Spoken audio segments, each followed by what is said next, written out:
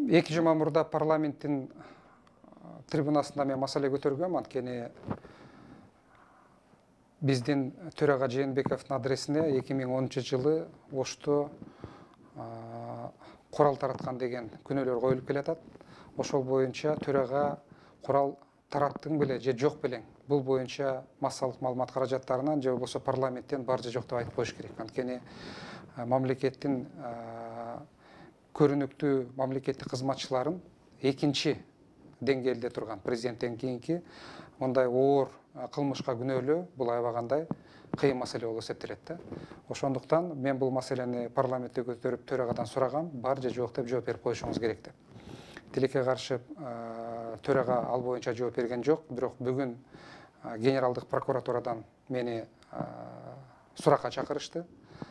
Бул иш граждандык соттук иш болчу, бирок эмнегедир бүгүнкү күндө биздин генералдык прокуратура ушинтип президенттин, жогорку кеңештин төрагасынын